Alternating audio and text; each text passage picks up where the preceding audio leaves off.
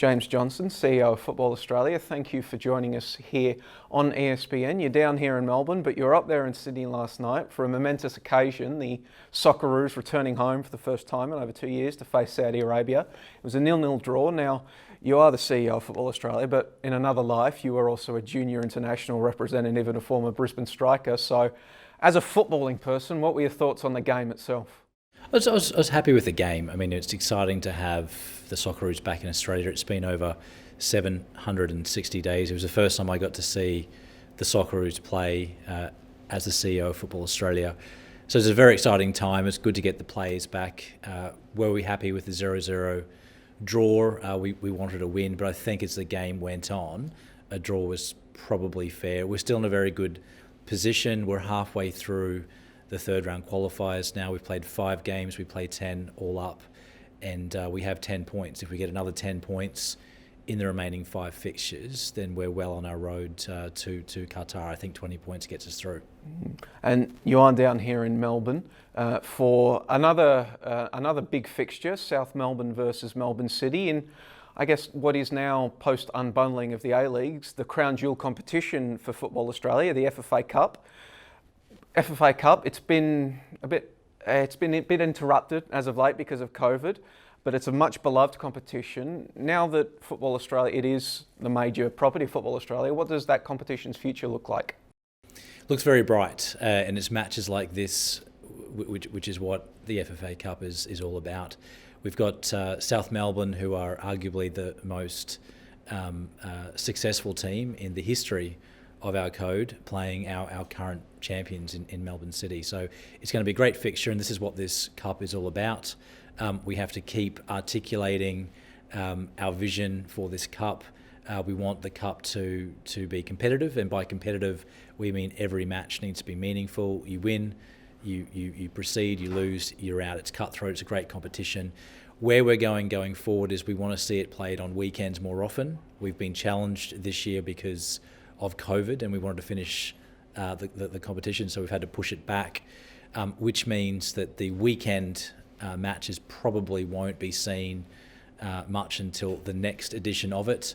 You will see a name change that we will announce in the lead up to this year's FFA Cup final, and I think we'd also like to evolve the competition so that we have a women's compartment of it as well. That's where we'd like to take this competition going forward in the coming years. Can you give us a hint about the name? We're still working through that. It's going to be something that I think football and the football people in Australia will really like. That would be my hint, Joey.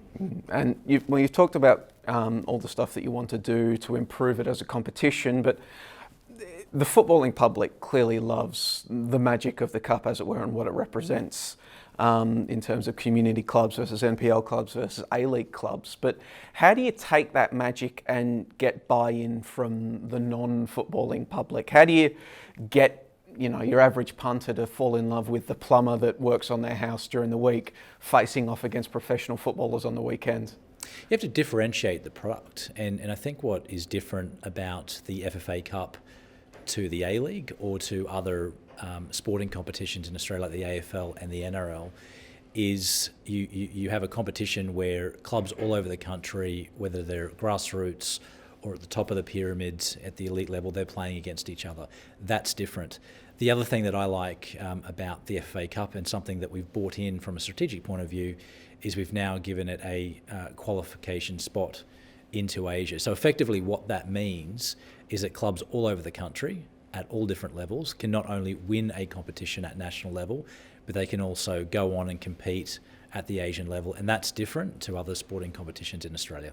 This year we've seen it played in a bit of a conference system because of the travel restrictions. Is that a one and done, or is that something that will return during non-COVID affected competitions? This is something that we've had to bring in for COVID, but a benefit of doing that is you see more local derbies. And local derbies in football is very exciting. Matches like South Melbourne versus Melbourne City or Sydney Olympic versus Sydney FC are what you're going to see more of if we play in this conference style. It's not off the table in the future, but it's not something that we're wedded to either. What I would like to see from a strategic point is this competition needs to be open. It needs to be based on sporting merit. I'd like to see draws every round. and the luck of the draw can help teams proceed through this magnificent competition. I mean, on the subject of sporting merit, there are a few clashes that happen in the FFA Cup. I mean, the most obvious one is the divergent calendars. So you get at the beginning of the competition, NPL sides in mid-season, A-League sides in pre-season. Then by the end of it, NPL sides have been out of season for several months and A-League sides are in the midst of their seasons. And then you also have stuff like different visa limits for state league clubs versus NPL clubs versus A-League clubs. How do you go about addressing some of those issues in future competitions? So there's two parts to that question. One is calendar, the other is regulation. In a normal year now, we do have a domestic match calendar, so there is a space in the domestic match calendar where the FFA Cup will be played, and the FFA Cup will be the last game of the football season, and it will be in the weeks leading up to the kickoff of the A-League, and that's what the calendar will look like in a non-COVID year. In terms of the regulations, this is something that we've got to work on. At the moment, you do have two different sets of regulations that apply to two different competitions. And what we need to do is we need to increase the competitiveness of the teams that participate in the FFA Cup, and that's going to mean that we're going to have uniform rules that apply across the country, and that's something that I'm very aware of and something I think you'll see in years to come. In terms of strengthening those clubs taking part in the FFA Cup, how we're coming out of COVID, it's been a very difficult time for community clubs and NPL clubs in the non-professional sphere. What sort of plans does Football Australia have to work with member federations to support the health and the growth of NPL and community clubs as we exit this COVID period?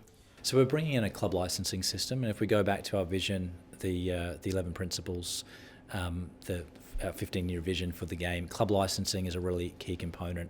It's not about regulating, it's not about disqualifying clubs, it's actually about providing a strategic platform and a strategic way forward for clubs to develop in all the key areas, whether it be on the football side or the administrative side or the financial side. That's what the future club licensing system is going to look like. And what I can say when I talk about club licensing, if we look at how it's been applied in other parts of the world, it really is a development tool, and it's one that we think will help clubs, particularly outside the A-League, grow. And we hope through the club licensing system that in years to come, we'll see the gap close between the A-League and the non-A-League clubs. Well, when you do talk about NPL clubs and closing the gap between those things, the 50-foot elephant in the room is a national second tier, which always comes up in these conversations. In May, Chris Nickiu, chairman of Football Australia, told a Melbourne Knights function that he hoped some sort of model was going to be brought to the Football Australia board by the end of the year. Is that still happening? Has COVID forced a delay in that plans? What's the current time frame surrounding a national second tier? So second tier is on the table. We said it will happen, and it will happen. Has it been delayed? Of course it has. There's been a lot of things that have been delayed through COVID, but we've done a lot of work on it now. We've spoke to clubs both in the A-League and also outside of the A-League. We've spoken with the AAFC, we've spoken with our member federations, and we're really at a point now where we're crunching numbers and we're looking at two different models that could evolve into a second tier, but there will be one. It's just a matter of which model we choose. Could you elaborate maybe on that? So you've narrowed it down to two. What models is Football Australia looking at for a national second tier? So one is your traditional home and away league season, like you see in many leagues around the world. This one is going to be a more expensive competition, and it's one that's going to cost more, particularly for the clubs that would participate. The other is something more along the lines of a conference-style system where you might play a conference in one part of the country, in another conference in another part of the country, and then you'd come together for a group of playoffs. That's something else we're looking at as well. So there's two concepts on the table, and at some point we've got to choose one. In terms of those two models, as you said, the first one more expensive, but probably would be more appealing to proponents of a national second tier in the NPL level. The second one, conferences, more affordable to begin with. How do you find that trade-off between something that will appeal, probably arguably better for developments, a full home and away season versus affordability? What are the trade-offs involved in that? Look, I think both can develop. I think both can deliver football outcomes. Football outcomes are ensuring that we're playing more, ensuring that young players in particular get more time on the pitches, ensuring that referees get more time to referee at that level, and for coaches and also administrators to have a national level competition where they can get more experience. So it will either way deliver football outcomes. Where we need to really drill down on is what is practical. And sure, if we can have a home and away, I think like any football fan, that is a more favourable model. But ultimately, we've got to talk to the clubs about it, and we've got to find a model that not only football in Australia and Football Australia can afford, but also the clubs can too. And once you put dollars and cents on the table, you'll often find that not only FA has a view on that, but also the clubs that would participate would too. Sounds like you've got two models now that you're tossing up on. One of the timeframes involved is 2023 has been thrown around as a possible start date. Is that still on the table? Is that the goal? Yeah, it'd be a great year to start, right? 2023 is really lining up to be a really memorable year for the sport. We've got the Women's World Cup in 2023. We'll have 2022 will be a year for the World Cup, so it'll be a good lead into 23. Would it be 23? I would love to see that be the case. Another big thing around the second tier is the place of both A-League youth sides has been floated as potential entrants to this competition, and also maybe new entrants in unserved markets, as they've been called, places that don't have an A-League side. What's the current status on those sort of discussions surrounding their entrance into these competitions? We're not into those discussions at the moment. We're literally looking at what the model could look like, what the number of matches would be, what the competition format is, and what the governance structure would look like, and also where in the calendar this competition would sit. So we've got to settle on those items first. We've got to decide on the model, and then I think we're going to have a conversation on what sort of teams could participate in that model. All of these moves that we're talking about, the growth of the FFA Cup, growth of the NPL and member federations, growth, potential growth of a national second tier, they're taking place outside the newly independent A-Leagues now. It's the APL running that and doing their own sort of thing. Do you think there's a danger that the professional level could become even more siloed as we see Football Australia go in one direction, the APL go in another? Well, it's definitely not siloed because that's not the way it's been set up. So the way that the APL is set up is it's a legal entity that is owned primarily by the clubs themselves. And the role of the APL is to, one, run the competition, to operate it, to run the event week in, week out. And secondly, they own the commercial rights that are associated with the competition as well, being the A-League men's, A-League women's, and also the youth competition for both. The role of Football Australia is to sit over the top of the league and to govern it and to regulate it. So I don't see for a moment the league and FA going in different directions because effectively we're all part of the same sport and we all have a role to play within the league. I guess all part of the same sport, but another elephant in the room is that member federations clubs currently have no way of winning their way into the A-Leagues via sporting merit. I mean, you talked about a member federation club can potentially win the FFA Cup and represent Australia in Asia, but they're not able to enter the highest domestic competition as it currently stands. Do you ever foresee a time when promotion and relegation will be viable in Australia? Yeah, of course. One day it does need to be viable in Australia. What's been agreed between FA and the clubs as part of the unbundling agreement that's been done is that there would be a conversation around access to the competition.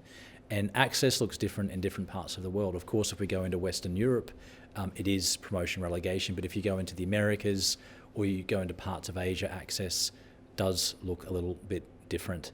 But ultimately, it's a conversation that we've agreed to having. It's one that we've not had yet, but it's something we need to talk about with the APL going forward. Do the current A-League sides licences prevent relegation from the A-Leagues? That's been a topic that's come up a lot. Is that the case? No, it doesn't. So that's right. What we've got to remember is that we play in a global system, and the global system is regulated by FIFA. And one of the principles is sporting merit, and that needs to be seen throughout the world at the appropriate time, and you can't contract out of that. Another one of the major features of this global system that we exist in is transfers. I know that's something that you've taken a keen interest in your time at Football Australia, bringing in a domestic transfer system, a DTS. What's the current status of that? So there's different elements of a transfer system. The one that's been implemented so far are transfer windows. So something that we have brought in through the domestic match calendar are transfer windows. In the past, they've been scattered over the calendar year. What you have in place now is you have one 4-week window and one 12-week window. That's how you put the peg in the ground, so to speak, for a transfer system. We're still in conversations with the NPL clubs and also the A-League clubs about the other elements of a transfer system, transfer fees, loans, squad size, rules, so on and so forth. And that's all included in the white paper that we developed earlier this year, so it's there for the reading. That's our plan. Another stakeholder involved in these discussions, the Players Union, the PFA, they have previously raised concerns around introducing a transfer system whilst a salary cap remained in place in the A-Leagues. Have you had continuing conversations with the Players Union surrounding their concerns? We haven't had discussions in recent times, but of course before we would introduce certain elements of a transfer system, there would be conversations with the Players Union. This is quite normal in football. At the FIFA level, you're talking to FIFPro about it. So it's not something we would introduce unilaterally. It's a conversation that we'd have with the players, and I think they have agreed to it at the global level, so I don't see why it would be an issue here at the domestic level.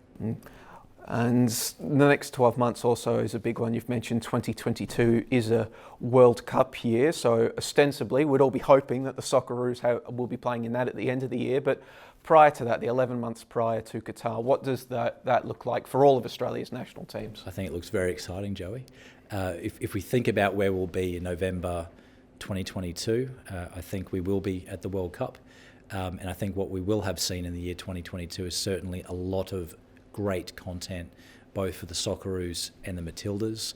On the Socceroos side, we're going to have 3 great home matches. 2 more home matches, one in January, one in March. There is a window in June. We'll either be playing in more qualifiers if we don't qualify directly through the third round qualifiers. If we have a friendly window in June, we will be bringing some big name teams out to Australia. We are in discussions. We do want to play in New Zealand to commemorate the Socceroos' 100-year history in 2022, and then obviously the Qatar World Cup at the back end of the year. Then we've got the Matildas. The Matildas are in the lead up to 2023, and we do have plans to bring the Matildas back on more than a couple occasions in 23 as well. So there's going to be lots of national team content in 22. It really will be a year for the national teams, and I think the Socceroos in particular, because they'll turn 100. In terms of the national teams, junior national teams as well, they've spent the better part of 2 years mothballed. We recently saw the Olyroos qualify for the AFC Under-23 Championship, beating Indonesia in a 2-game playoff. But are there plans to bring back our junior national teams as well? There are, but this is more an issue for FIFA and for AFC. What we know for certain is that our Under-23 team will be playing next year in the AFC Under-23 championships. So right now our focus is on appointing an Olyroos coach. Our Olyroos coach would take the team through to Paris in 2024, but that's really our focus at the moment. And as soon as the 17s and 20s are ready to go, they'll be back on the pitch. Australia missed out on the chance to host a couple of junior girls qualifying tournaments because of COVID. Would it be your hope that we can bring those back to Australia once the AFC organises them again? Yeah, absolutely. As part of the vision of the new administration, we want to bring more global content, more national team content back to our local communities. So that was a missed opportunity, I think, but I think we'll see more of these opportunities going forward.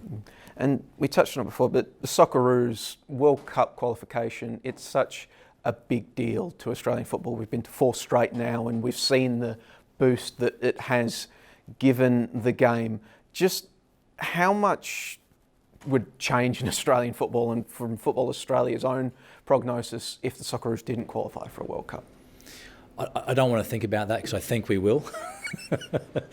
So I'm looking at this as if we will qualify, and I think we will qualify. It'll be the 5th consecutive World Cup that we've qualified for, and importantly, Joey, it will mean that nearly a quarter of our history, of the Socceroos, our 100-year history, will be World Cup football. I'm not doubting that we're not going to Qatar. We will be there. You're talking about playing New Zealand for the 100-year anniversary. It's got my mind thinking there has been talk about other possible symbolic series we could say. I know it's been mentioned maybe South Sudan, given the heavy Australian contingent in the South Sudanese squad, games against Oceanian opposition. Is there scope for these more sort of symbolic series to take place in the next few years? Yeah. Look, the starting point is going to be New Zealand. We've won a World Cup and we will host a World Cup with New Zealand. We have a great geopolitical history with New Zealand. We have a great football history with New Zealand. Anytime we sit down and we think about what sort of national team matches we should be playing, we've got to ensure that they're as meaningful as possible. So I think you'll see more of these types of matches going forward, but certainly there will be a game against New Zealand next year to commemorate the 100 years history of the Socceroos. And international football, we can't not touch on it. The shining beacon on the hill, the 2023 Women's World Cup coming out to Australia. It's obviously a big deal for football, but also Australian football's relationship with the broader government, community, the people getting us out there. What sort of tangible improvements are you seeing with government relations and facility funding already as a result of the World Cup coming out here? We've got a lot of government support, both at the federal level and also the state level, for our national teams at the moment. Certainly the Women's World Cup has helped that. We have a legacy plan that we've published. We've got a lot of funding from the federal government for the high performance element of the Matildas. What that means on the ground is that we are able to play the Brazilians in a doubleheader. We are able to play the United States in a doubleheader. We have been able to play Germany and the Netherlands and Japan, all top teams. So this funding is really important. There are other asks that we are asking the government. We're having great discussions with them at the moment. We think that through the Women's World Cup, we can create a real legacy in terms of participation, providing opportunities for women in leadership positions, and also for the infrastructure, because we will see an increase in participation due to the brand, the strong brand of the Matildas, and also the Women's World Cup. But we need facilities to be able to allow the growth of the participants. Is there a level of urgency to lock in these commitments before the 2023 World Cup actually comes to town, and potentially afterwards governments, the next big thing comes along and gets distracted? How much urgency is it to get this done before the actual tournament commences? Yeah, well, legacy by definition happens after something, right? Like that's what legacy means. That's what lock in the commitment, so to speak. Yeah, correct. But that's why we started the discussion around legacy earlier this year, because we didn't want to start the conversation after the World Cup had finished. So I think we're very much ahead of where we need to be. Legacy is something we're going to be talking about in the lead up to the Women's World Cup in 23, and certainly 2 or 3 years after that. So I think we're in a good space at the moment. Because have you taken any lessons from the previous major tournament Australia held, the Asian Cup? It was a great tournament when it was on, but one of the biggest complaints from the football community in its aftermath was that it's difficult to tell actually what lasting legacy it was. What lessons have you learned from that?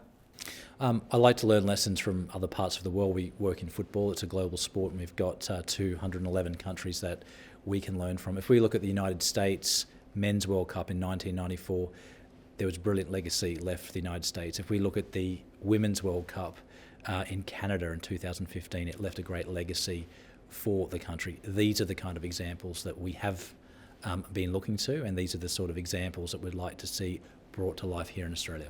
Another potential legacy for both the men's and the women's game would be, I guess, the Indigenous recognition that is occurring with the World Cup. We've seen it's been incorporated into the branding, the place names for the stadiums in both the native Indigenous language and English.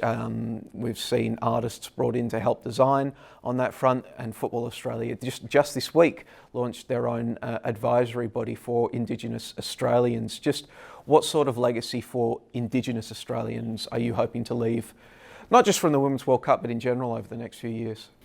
So the starting point is setting up an advisory group, and we have a great group of Aboriginal and Torres Strait Island people that will now advise Football Australia in a meaningful way. It is chaired by Jade North, who is a great Indigenous Australian. He's captained the Socceroos, and he'll be chairing this independently, certainly of myself and the board. They will act as advisors. It will be a meaningful group, meaning that their advice will be listened to. That's the starting point. We do have plans to put in place a wrap, but ultimately, in terms of the vision, we would like to see more Indigenous children, both girls and boys, playing the sport. We'd like to see more girls and boys in our elite programs playing in the A-League men's and women's. And we'd also like to see more Indigenous people that are coaching, refereeing, and in administrative positions. So this is the reason we've established this group. Excellent. Well, James Johnson, I know you're a very busy man, so I won't keep you any longer, but thank you very much for giving us an insight into what's ahead for Australian football and Football Australia, and thank you very much for joining us on ESPN. You're welcome, Joey. Thank you.